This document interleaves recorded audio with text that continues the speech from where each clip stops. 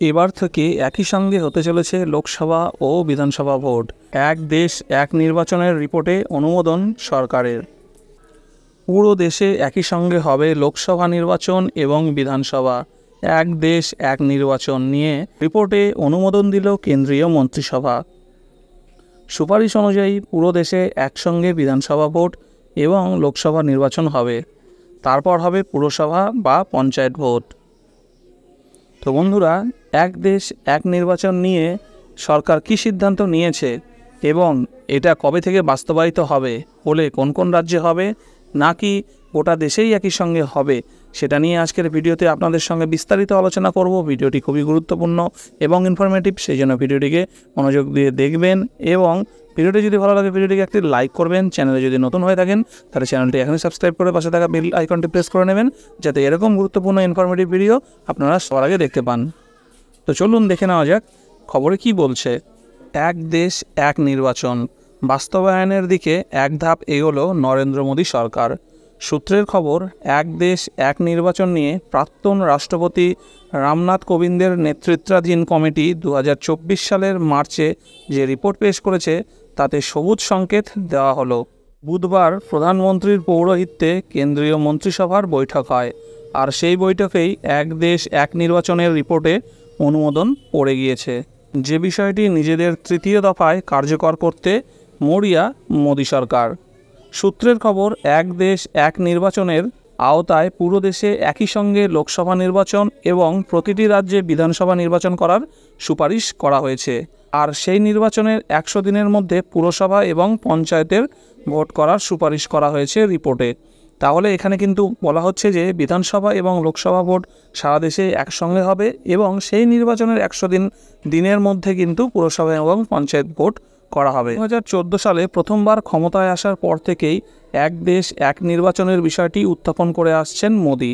গত মাসে লালকেল্লা থেকে স্বাধীনতা দিবসের ভাষণেও এক দেশ এক নির্বাচনের পক্ষে জোরালোভাবে সওয়াল করেছিলেন প্রধানমন্ত্রী।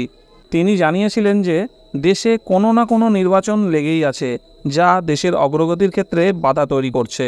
তারই মধ্যে নাম গোপন রাখার শর্তে রবিবার বিজেপির এক শীর্ষকর্তা বলেন, এনডিএ সরকারের বর্তমান কার্যকালেই এক দেশ এক নির্বাচন চালু করা হবে। বিজেপির বক্তব্য, পুরো দেশে যদি একই সঙ্গে লোকসভা নির্বাচন এবং বিধানসভা ভোট হয় তাহলে খরচ কমবে, অর্থাৎ সেক্ষেত্রে কিন্তু ভোটের যে বিপুল পরিমাণ খরচ হয়ে থাকে আমাদের দেশে সেটা কিন্তু কমানোর জন্যই কিন্তু এরকম একটা পদক্ষেপ নেওয়ার সিদ্ধান্ত নেওয়া হচ্ছে। সেই সঙ্গে বিজেপির যুক্তি, একসঙ্গে পুরো দেশে নির্বাচন হলে আদর্শ আচরণবিধি কার্যকর থাকার মেয়াদ কমবে। আদর্শ আচরণবিধি যত বেশি দিন কার্যকর থাকে ততদিন দেশের উন্নয়নের কাজ থমকে যায়, বারবার সেই সব কাজ আটকে যায়। সেই পরিস্থিতিতে পুরো দেশে একই সঙ্গে লোকসভা এবং বিধানসভা নির্বাচন করলে আদর্শ আচরণবিধির মেয়াদ কমবে, ফলে উন্নয়নের কাজ ত্বরান্বিত হবে বলে বিজেপির তরফে দাবি করা হয়েছে।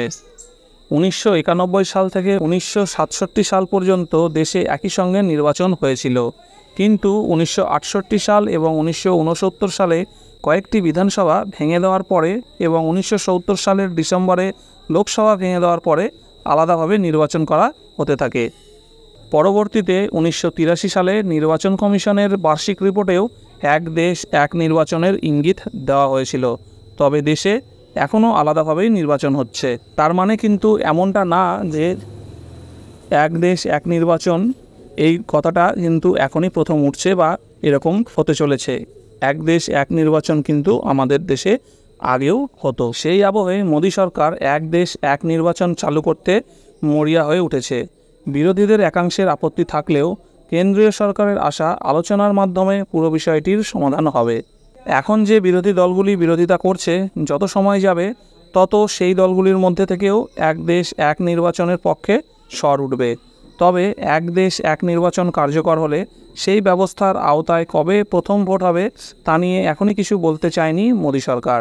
তো বন্ধুরা, এখান থেকে কিন্তু আমরা জানতে পেরে গেলাম যে এক দেশ এক নির্বাচন নিয়ে কিন্তু আমাদের মোদী সরকার কিন্তু যথেষ্ট আশাবাদী এবং তারা একান্তভাবেই চাইছে যে এক দেশ এক নির্বাচন এইটাকে কার্যকর করতে।